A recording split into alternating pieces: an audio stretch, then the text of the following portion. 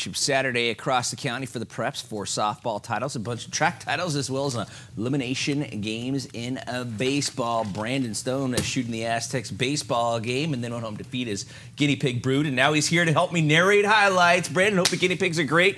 Why don't we have you get us started? You know, after I fed the 2 children and the 12 grandchildren, I took care of business, and now it's time to take care of business in softball, because in Division II, we've got 2-seed Brawley traveling to UCSD to take on the 5-seed Olympian. 4th inning now, the Eagles. Amy Alvarado bringing home Dania Franco and Ariza Tovar to open up the scoring. But Olympia, they're not done yet. Mia Silva says, "Mama Mia, we're going to bring on home Amy Alvarado." This knock making it 4-0, and the Eagles, you see how this is going, so they're just going to let it on in as Sydney Sandez strikes out Liliana Martinez to end the game. Olympian D2 champs final 7-0. We actually had a team dinner last night so we could bond, and we've just been working so hard. It's been a crazy season, but we've had really good connections with one another, and it's just been amazing. My team, oh my God, they're my rock. Today, they really picked me up, and throughout playoffs, they've really picked me up to the point where I've just been headstrong, and they've really helped me out. All right, Division III, the 1-seed El Centro Southwest making the trip west to face the 9-seed El Cap. The Eagles take the lead in the 3rd when Adriana Molina singles and Amy Tellez scores. Next batter, Eliana Manzano doubles to the left center field fence, driving home Sadrina Rodriguez. That's all the offense Rodriguez needs. She pitches a complete game shutout. Manzano making the nice running catch right there to end the game. Southwest El Centro beating El Cap 8-0 to win their first ever CIF softball championship. Honestly, it's just great, and it's just showing our school, like, in the future that it's possible for them to do the same thing as we did this year, and just hard work is going to pay off. Does it make the drive back a little bit easier for you? A lot easier. We have a bunch of fans out there, so it was just nice to not have to disappoint them tonight. Earliest softball game of the day in Division IV, the AC Canyon Crest taking on not low tech, not medium tech, it's high tech, high Chula Vista style, as we see Bella Guerrero say, "You can look, but you cannot touch." She goes 5 for 5, and the Bruins take a 5-run lead at the 7th inning. But it's the Ravens' Emily Bertrand capping a 6-run rally with the CNI single. Canyon Crest taking the lead 8-7. Then game tied 8-8 in the 8th. Here comes Sam Mapusa. Singles, Caitlin Dayton heading for home. Brown-eyed, handsome lady scoring the walk-off game winner. High Tech Chula Vista, first ever CIF championship in softball, 9-8. Our school is really based on education, and we don't even have our own field, so this is like insane, and to get like our first CIF championship, it means a lot to all of us. All right, how about some CIF track finals from Mount Carmel High School? We start with the boys. On the boys' side, Kevin Ward of the great San Diego Academy, that mighty Mustang right there with a pole vault height of 16.5. That ties a section meet record from 2013. And the boys 4x100. St. Augustine takes gold by beating Steele by 1/100th of a second. And then, of course, there's this guy, you can hear a lot of him. Madison Jr. Keenan Kristen is the fastest athlete. He wins the 100 in a time of 10:68 while wearing his Usain Bolt shoes. Rancho Bernardo wins the D1 title. Cathedral takes the D2 title.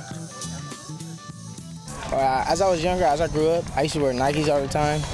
And then Usain Bolt started to pop up, and I was like, "Dad, I want those shoes." And then one time he ran and he had these on, and I was like, "I gotta get those." So then he got them for me, and it's just an overall comfortable shoe. If you steal Usain Bolt's shoe, how fast you have to run to get away from him? Just wondering. Girls' side of things, here comes the Costa Canyons, McKenna Brown. You think you got it? No, you don't, because here she comes getting the teammate in the 1600 by just less than a second. Then from San Diego, here comes the junior Sonia Redon winning the gold in the 100-meter hurdles, time of 14:37. But this gal might just be the best of all of them in track and field. Alyssa Hickey of Coronado wins the long jump and the high jump as well. Gets second in the 100-meter and second in the 4x100, leading the Islanders to their first D2 title. TP, Torrey Pines, gets D1. I mean, being able to do all the events that I like is awesome, but being able to get gold in 2 of them is amazing. I couldn't have asked for anything more. It was my first time doing long jump at CIF ever. I've never done it, and I got first, so that was amazing. In recent years, the CIF also adding ambulatory and wheelchair events to the track finals. That's Taylor Austin of Candy Crest taking the gold in the girls' shot put. 14-11 for her, and that right there is Mission Hill's Danny Smuts winning Not just the shot put, not just the 100, not just the 200, but the 400 as well. And we caught up with the 4-time gold medalist after his race. I've only been doing track for about a year and a half. And it's usually like throughout the year, there's not many other wheelchair athletes out there. I mean, it's really good just to put a jersey on with your school's name on it. It's really fun to be a part of a team and a community. Elimination day in baseball. We're cutting down to 4 in the open division. Here's Cathedral and Eastlake. First inning now, 2 outs and the bases loaded for Marcelo Mayer, who says, "Father's been good to your daughters." Brian Leonard and Jake Espinoza come on in as Eastlake leads 3-0.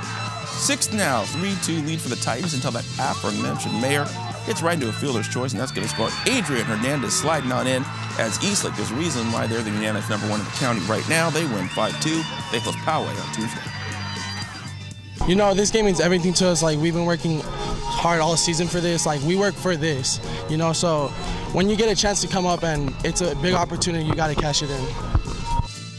All right, Open Division 3rd round baseball. La Costa Canyon traveling to Rancho Bernardo to see who will get a rematch against Torrey Pines. Top of 1, La Costa Canyon's Chris Nevu sends the ball 345 feet, hitting the scoreboard there in center. That's a 2-0 lead. Bottom of 3, Rancho Bernardo's Connor O'Brien hits it deep into right for a triple and 3-run score. 5-3 LCC. Top of 5 now. That's Brady Lavoie with the clearing left for the highlight of a 4-run inning that ends with a 13-8 lead. And then on the mound, it's Maverick reliever Ross Goldschlag going 5 1/3 with 7 strikeouts, holding the Broncos scoreless after the 3rd inning. The final 13-8 LCC.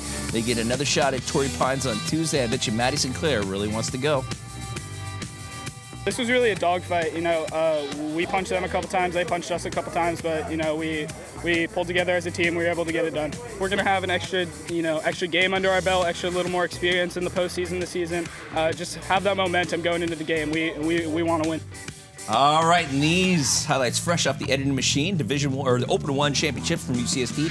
Top seed Cathedral facing 2 seed San Marcos. In softball, top of 3, San Marcos, Maddie Helms with a double defense. Tara Testa scores, makes it 1-0. And the 3rd is a good inning for San Marcos, 2 on, and this is Cindy Adami with a bomb over the left field fence for a 3-run home run and a 4-0 lead.